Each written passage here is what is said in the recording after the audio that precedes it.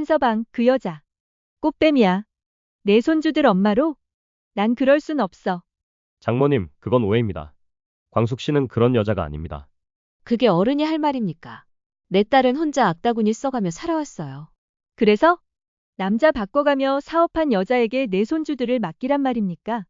과연 두 어머니의 갈등 속에서 사랑은 살아남을 수 있을까? 독수리 오영재를 부탁해 오늘의 이야기 시작합니다. 한동석의 장모 박정수 여사는 호텔 로비 한가운데 앉아 손주들을 기다리고 있었습니다. 박정수 여사는 최근 크루즈 여행을 마치고 오랜만에 한국으로 들어왔습니다. 오랜 항해 끝에 다시 육지로 돌아온 그녀는 첫 일정으로 손주들을 보기 위해 한동석이 운영하는 호텔에 잠시 묵기로 했죠. 품격 있는 여행을 즐기고 돌아왔지만 그녀의 마음속엔 늘 손주들에 대한 그리움이 남아 있었습니다. 그렇게 박정수는 평소처럼 단정한 옷차림과 단호한 눈빛으로 호텔 로비에 앉아 있었죠. 로비 한켠 조용한 클래식 음악이 은은하게 깔린 가운데 두 남성의 목소리가 잔잔한 공기를 가르며 퍼졌습니다. 야, 한동석 대단하긴 하다니까. 그런데 지금 제대로 꽃뱀한테 걸려든 거 몰라? 소파에 조용히 앉아있던 박정수 여사는 눈을 한번 천천히 깜빡였습니다. 익숙한 이름과 듣기 불편한 단어가 동시에 귀를 때렸기 때문이죠. 그녀는 등받이에 등을 붙인 채 고개를 아주 살짝 기울였습니다. 목소리의 주인공은 다름 아닌 박상남. 한때 마광숙과 소개팅 자리에서 말도 안 되는 대화를 나눴던 그 남자였습니다. 박상남은 흥분한 듯 자신의 경험을 과장된 말투로 이어갔습니다. 나도 그 여자랑 소개팅했었거든? 앉자마자 대뜸 묻더라니까. 강남에 건물 몇 채 있으세요? 이러는 거야. 자긴 최소 2채는 있어야 진지하게 결혼을 생각한대. 그 말을 아무렇지도 않게 툭 던지는데 내가 순간 어이가 없어서 말이 안 나오더라니까. 그는 겉으로는 웃고 있었지만 말끝마다 불쾌함이 묻어났습니다. 속으론 계산기 돌아가는 소리 들릴 지경이었어. 나 진짜 저 여자한테 당할 뻔했다니까. 술 마시면서 투자 얘기까지 꺼냈으면 진짜 한 방에 가는 거였어. 딱 봐도 돈이 전부인 여자야. 그런 여자가 지금 한동석이랑? 웃기고 있네 진짜. 그의 말은 과거의 기억을 자신에게 유리하게 비틀어 전달하는 듯했습니다. 하지만 그날의 진실은 조금 달랐습니다. 그때로 잠시 돌아가 봅시다. 마광숙은 한창 술도가를 다시 일으키기 위해 고군분투하던 시기였습니다. 일밖에 모르던 그녀에게 지인들은 입을 모아 말했습니다. 일도 좋지만 사람도 좀 만나봐. 마음 나눌 사람도 필요하잖아. 그 말에 못 이긴 광숙은 소개팅 자리에 나갔고 그 자리에 앉아있던 사람이 바로 박상남이었습니다. 잘 나가는 골프 아카데미를 운영한다는 겉보기엔 반듯하고 여유로운 싱글남. 광숙도 처음엔 그의 인상에 나쁘지 않은 느낌을 받았죠. 하지만 문제는 그가 입을 연 순간 시작됐습니다. 제가 운영하는 골프 아카데미요? 요즘 수익 괜찮아요. 재력가 사모님들 수업 들으려고 줄 섭니다. 얼마 전에 수입차도 새로 뽑았고요. 그의 말은 줄곧 자신의 돈, 성공, 배경 이야기뿐이었습니다. 광숙은 그의 말에 속으로 진저리를 치며 관찰하다가 일부러 더 자극적인 질문을 던졌습니다. 그쪽은 강남에 건물 몇 채 있으세요? 저는 강남 건물주 정도는 돼야 제 결혼 상대라고 생각하거든요. 그 정도는 맞춰야 하지 않겠어요? 그 말에 박상남은 순간 당황한 기색을 감추지 못했고 광숙은 피식 웃으며 일갈하듯 덧붙였습니다. 혹시 그 건물 개수에 따라 사람 만나는 등급도 정하시는 건가요? 그럼 저 오늘 등급 테스트 망친 거겠네요. 그의 표정이 굳자 광숙은 더는 말할 가치도 없다는 듯 자리에서 조용히 일어났습니다. 그렇게 두 사람의 소개팅은 어이없게 파탄이 났던 겁니다. 그날 이후로 두 사람은 다시 엮일 일이 없을 줄 알았지만 세상은 생각보다 좁았고 로비 한켠에서 흘러나온 그날의 이야기는 다시 누군가의 귓가에 닿아 흔들림을 일으켰습니다. 호텔 로비에서 박상남의 통화 소리는 박정수의 마음을 한순간에 심란하게 만들었습니다. 이미 엘리베이터에서 마광숙이 한동석에게 오빠라고 부르며 다정하게 웃던 그 장면이 머릿속을 스쳤죠. 하필이면 작업복 차림에 너무나 자연스럽고 익숙해 보이던 그 태도까지. 단지 옷차림이나 말투 때문만이 아니었습니다. 딸을 먼저 떠나보낸 박정수에게 손주들은 세상에서 가장 소중한 존재였고 그 손주들의 곁에 어떤 여자가 있게 될지는 결코 가볍게 넘어갈 문제가 아니었어요. 박정수는 손주들에게 상처가 될까 걱정됐고 무엇보다도 그들이 또다시 엄마를 잃는 감정을 겪게 하고 싶지 않았습니다. 그래서 그날의 마광숙 모습은 단순한 불쾌함을 넘어서 안타까움과 불안으로 번지고 있었던 것이죠. 며칠 후 박정수는 한동석과 단도직입적으로 대화를 나눴습니다. 박정수는 단호한 눈빛으로 그를 바라보며 말했습니다. 자네 너무 순진한 거 아니가? 어떻게 꽃뱀 소문난 여자를 만나? 박정수의 이런 말에는 단순한 장모님의 질투나 불편함만 있는 게 아니었습니다. 사실 한동석이 운영하는 회사가 한 차례 큰 위기를 맞았을 때 뒤에서 그를 살렸던 인물은 다름 아닌 박정수였습니다. 자금줄이 막혀 쓰러지기 직전이던 회사를 박정수가 자신이 관리하던 외국계 자산을 동원해 긴급하게 구제해준 일이 있었죠. 겉으로는 알려지지 않았지만 지금의 탄탄한 기반은 그녀의 눈치와 결단에서 비롯된 결과였습니다. 그런 만큼 박정수는 단순히 장모라는 위치가 아니라 기업의 뿌리를 함께 지켜낸 든든한 파트너이자 정신적 지주 같은 존재였습니다. 그런 그녀의 눈에 마광숙은 위험해 보였고 당연히 더 예민하게 반응할 수밖에 없었던 겁니다. 장모님, 광숙 씨 그런 사람 아닙니다. 사람들 말만 듣고 판단하시는 건 너무 섣부르십니다. 직접 만나보시면 아실 거예요. 정말 따뜻하고 성실한 분입니다. 하지만 박정수는 한동석의 말을 끊으며 단호하게 말했습니다. 그럼 왜 그런 소문을 듣는 행동을 했겠나? 여자는 여자를 알아보는 법이야. 그리고 자네, 지금 내 말이 그냥 걱정하는 장모의 잔소리처럼 들릴지 모르겠지만 명심하게. 내가 어떤 사람인지, 자네 회사가 어디까지 어떻게 커왔는지 잘 알지 않나. 내가 움직이면 투자자들 움직이고 투자자들 움직이면 자금도 조이게 돼. 박정수의 눈빛은 흔들림 없이 냉정했고 목소리엔 힘이 실려 있었습니다. 광숙 씨와 계속 만날 생각이라면 나는 그에 따른 책임을 자네가 직접 져야 한다고 생각하네. 회사를 위한 판단을 내려. 이건 내 손주들의 인생이기도 하니까. 그리고 이어지는 그녀의 말은 한동석의 숨을 멈추게 만들 만큼 강력했습니다. 필요하다면 자네를 회장 자리에서 물러나게 할 수도 있어. 자네가 지금 있는 자리가 그냥 얻어진 줄 아나? 내가 자네를 어떻게 일으켜 세웠는지 자네가 더 잘 알지 않나. 그 모든 걸 잃고 싶지 않다면 지금이라도 냉정하게 판단하길 바라네. 하지만 박정수는 한동석의 굳은 표정에서 흔들림이 전혀 없음을 단번에 알아차렸습니다. 말로는 이 남자의 결심을 꺾을 수 없다는 걸 직감했죠. 그래서 그녀는 다음 수를 준비하기 시작합니다. 바로 마광숙이라는 사람을 직접 확인해 보기로 한 겁니다. 그녀는 비서를 통해 술도가에 대한 정보를 수집했고 그곳의 운영 방식과 광숙의 일하는 모습을 알아보기 위해 직접 현장에 나서기로 마음먹었습니다. 며칠 후 박정수는 술도가를 찾습니다. 사전 연락 없이 도착한 그녀는 마광숙을 직접 만나 대화를 나누기 위해 내부로 들어섰지만 광숙은 마침 배달 나간 상태였습니다. 대신 프런트에서 손님을 응대하고 있던 이는 다름 아닌 마광숙의 어머니 공주실이었죠. 그런데 이 두 사람의 첫 만남은 생각보다 훨씬 강렬하고 뜻밖의 오해로 시작되는 에피소드가 되어버립니다. 박정수가 프런트 앞에 서서 광숙을 찾는다는 말을 꺼내자 공주실은 순간 불쾌한 기색을 감추지 못합니다. 정중한 척 앉아 막걸리는 살 생각도 없으면서 자꾸 딴소리만 하는 이 낯선 여자가 못마땅했던 거죠. 저기요, 우리 가게는 막걸리 사러 오는 손님한테만 자리를 드려요. 앉으셔서 뭐 하시려는 건지 모르겠네요. 박정수는 당황한 기색 없이 단정히 말했습니다. 광숙 씨가 자리에 안 계시다 해서 기다리는 김에 술도가 운영에 대해 여쭤보고 싶었습니다. 이곳이 어떻게 시작됐는지, 어떤 방식으로 운영되는지, 그리고 광숙 씨는 지금 누구랑 같이 살고 있는지도요. 공주실은 눈살을 살짝 찌푸리며 경계하듯 바라봤습니다. 그걸 왜 손님이 묻죠? 막걸리를 드시러 오신 것도 아니고 갑자기 사람 사는 이야기를 왜 캐묻는 건지 이해가 안 되네요. 박정수는 그 말에도 흔들림 없이 조용히 대답했습니다. 저는 한동석 회장의 장모입니다. 그리고 제 손주들과 관련된 문제이기도 하니 정확히 알고 싶은 겁니다. 그 말을 듣는 순간 공주실의 표정은 단숨에 굳었습니다.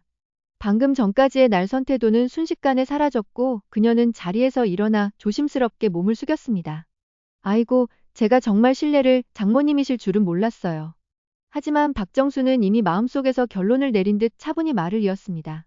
여기 분위기며 태도며 제 손주들 엄마가 될 자리는 아닌 것 같습니다. 그래서 이렇게 직접 부탁드리러 온 겁니다. 광숙 씨와 동석이 더는 만나지 않았으면 합니다. 그 말을 듣는 순간 공주실의 얼굴이 굳어졌습니다. 방금 전까지 단호하던 말투가 순식간에 바뀌었고 그녀는 자리에서 벌떡 일어나 작은 허리를 숙이며 말했죠. 어머, 제가 뵙지를 못해서 실례를. 그게 이렇게 갑자기 오실 줄은 몰랐어요. 하지만 박정수는 이미 판단을 내린 듯한 눈빛이었습니다. 그녀는 속으로 생각했습니다. 이 집안 분위기부터가 아니야. 그리고 조용히 한마디를 건넸습니다. 제가 이 자리까지 온 건 광숙 씨와 동석이 더 이상 만나지 않게 해주시길 부탁드리기 위함입니다. 우리 손주들의 엄마, 내 딸의 빈자리를 대신할 여자로는 절대 어울리지 않습니다. 마광숙 씨와 계속 만난다면 난 이 일에 분명히 개입할 겁니다. 그 여자 때문에 한동석이 얼마나 힘들어질 수 있는지 내가 직접 보여줄 수도 있어요. 회장 자리에서 물러나는 건 시작일 뿐이고 투자자 전부 움직여서 자금줄부터 조일 겁니다. 난 그렇게까지 하고 싶지 않지만 필요하다면 그 누구든 끌어내릴 수 있어요. 한동석, 마광숙 결국 모든 걸 잃게 될지도 몰라요. 공주실은 두 주먹을 꽉 쥔 채 입술을 떨며 말했습니다.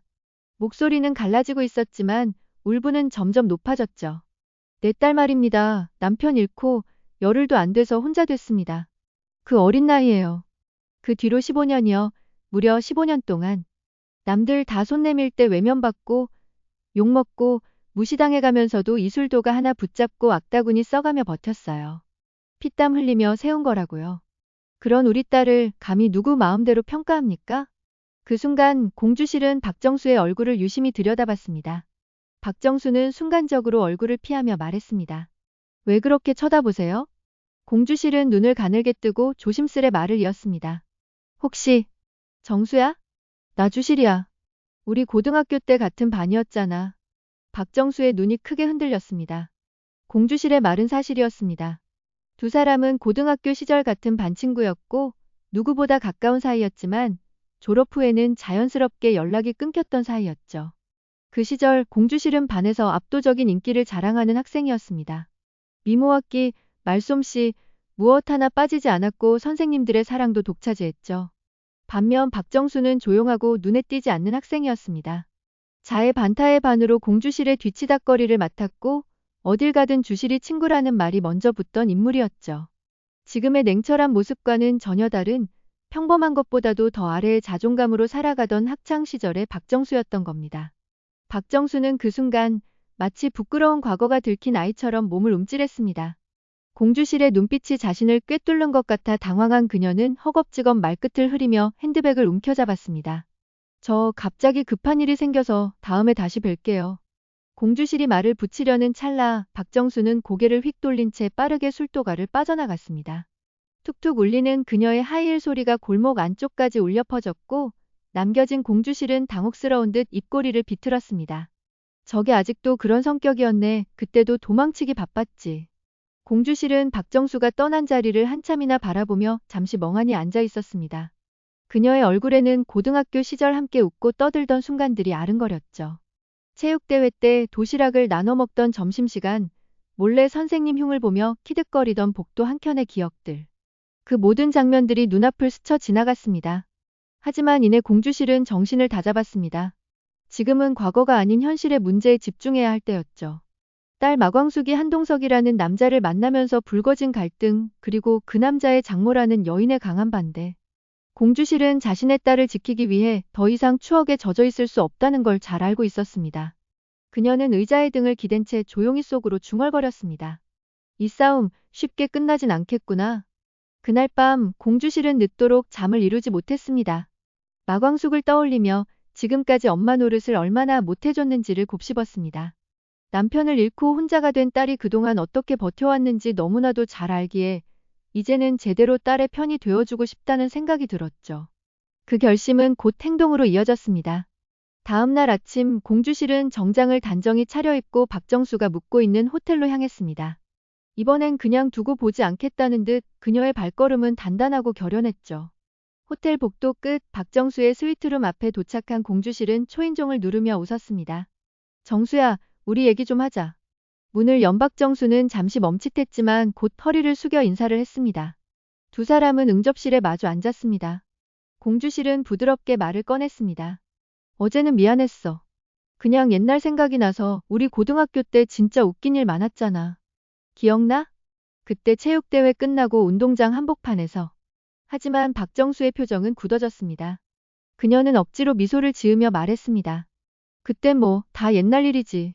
별로 기억 안 나네. 공주실은 그 반응에 잠시 어색한 웃음을 지었습니다.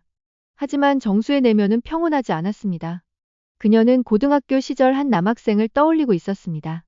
모두가 공주실에게 열광하던 시절 그 남학생 역시 미친 듯이 공주실을 따라다녔죠. 하지만 공주실은 그를 단 한 번도 쳐다보지 않았습니다. 공주실의 무심한 태도에 큰 상처를 입은 남학생은 공주실을 떠났고 그날 박정수가 그를 조용히 위로하며 연인이 되었던 겁니다. 그 남학생 바로 박정수의 남편이었습니다. 지금은 세상을 떠났지만 그 사실을 공주실이 알게 된다면 어떻게 될까? 박정수는 그 순간부터 안절부절 못했습니다. 혹여나 그날의 이야기 속에서 공주실이 무심코 남편의 이름을 떠올리게 될까봐 그녀는 학창시절 이야기를 단호하게 막았던 것이었습니다. 공주실은 박정수의 냉랭한 반응에 잠시 말문이 막혔지만 곧 침착하게 자세를 고쳐 앉았습니다. 정수야, 나 사실 오늘 그냥 얘기하러 온 거 아니야. 박정수는 고개를 살짝 돌리며 컵에 물을 따랐습니다. 손끝이 살짝 떨리는 걸 숨기려 애쓰는 듯했죠. 솔직히 말해. 우리 딸 광숙이 한동석 씨랑 계속 만나면 안 되는 이유가 뭐야? 나한테는 이야기해 줄 수 있잖아. 예전처럼. 친구끼리. 정수는 물컵을 내려놓고 조용히 입을 열었습니다. 네 딸, 마광숙. 그 사람은 내 사위 곁에 설 사람이 아니야. 너도 알 거야. 우린 손주들에게 더 좋은 환경을 만들어줘야 해. 지금 네 딸이 가진 환경, 배경, 그 모든 게 우리와 맞지 않아. 공주실은 조용히 고개를 끄덕이며 말했다. 그래, 그럴 수도 있지. 그런데 내가 보기에 우리 애는 그런 걸로 판단받을 아이가 아니야. 그 애가 어떻게 살아왔는지. 정수야, 너 그거 알아? 광숙이 남편 죽고 열흘도 안 돼서 혼자 됐어. 그 뒤로 15해를 혼자서 술도가 지키며 버텼다. 밤새 술 익히고 낮엔 배달하고 사람 구박받아도 말 한마디 못하고. 그게 그 애야. 단 한 번도 누구한테 의지하지 않았어. 박정수는 고개를 숙인 채 한참을 말없이 있었습니다. 하지만 이내 눈을 들어 단호히 말했죠. 그렇다 해도 한동석은 내 사위야. 내 회사가 지금 이만큼 된 것도 내가 모든 걸 걸고 키웠기 때문이야. 한동석을 위해서라면 난 뭐든 할 수 있어. 자네 딸이 계속 그 곁에 있으면 난 가만히 있지 않을 거야. 공주실은 잠시 입술을 깨물다가 천천히 자리에서 일어났습니다. 정수야, 나도 그래. 이제는 나도 우리 애를 위해 뭐든 해볼 생각이야. 엄마 노릇 못 해준 거 이번엔 제대로 하려 해. 그럼 우리 진짜 각자 할 수 있는 거 해보자. 두 여인은 다시 마주 보았습니다. 예전의 친구였던 그 눈빛은 이제 날카로운 대립으로 바뀌어 있었습니다. 그때 호텔 복도 반대편에서 조심스럽게 고개를 내민 소녀가 있었습니다. 바로 한동석의 딸 봄이었습니다. 오랜만에 한국에 돌아온 할머니와 데이트를 하기 위해 호텔로 찾아온 것이었죠. 그러나 방문 앞에서 들려오는 낮은 대화 소리의 발걸음을 멈춘 봄이는 문틈 사이로 할머니와 어떤 낯선 여인이 대화하는 장면을 마주하게 됩니다. 얼핏 보기엔 어색하고 긴장된 분위기. 봄이는 말없이 그 자리에 서 있다가 공주실이 문을 열고 나오는 순간 마주쳤습니다. 안녕, 너가 봄이지? 공주실이 조심스레 말을 걸었습니다. 봄이는 약간 놀란 표정으로 살짝 고개를 숙이며 인사를 건넸고 공주실은 애써 미소를 지으며 자리를 피했습니다. 공주실이 엘리베이터 쪽으로 사라지자 봄이는 조심스럽게 문을 열고 안으로 들어갔습니다. 그곳엔 조금 전과는 달리 표정이 굳은 박정수 여사가 앉아 있었습니다. 봄이는 한참을 고민하다가 조용히 물었습니다. 할머니, 광숙 이모 어머니가 왜 여기에 오신 거예요? 박정수는 봄이의 갑작스러운 질문에 잠시 당황한 기색을 보이며 말을 얼버무렸습니다. 그게 그냥 잠깐 일이 있어서 오신 거란다. 별일은 아니야. 하지만 봄이는 물러서지 않았습니다. 할머니, 왜 광숙 이모를 반대하시는 거예요? 저는 광숙 이모 좋은 사람이라고 생각해요. 근데 방금 얘기 듣고 나니까 너무 속상했어요. 박정수 여사의 눈썹이 순간적으로 꿈틀했습니다. 박정수는 아무 말 없이 봄이를 바라봤습니다.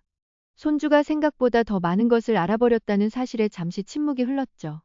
봄이는 천천히 시선을 돌리며 낮게 속삭이듯 말했습니다. 엄마가 아프고 떠난 후 저는 항상 마음속에 구멍이 뚫린 것 같았어요. 표현하지 못하고 그냥 어른스럽게 넘기려 했던 것뿐이에요. 그런데요, 광숙 이모를 처음 만났을 때 이상하게 따뜻했어요.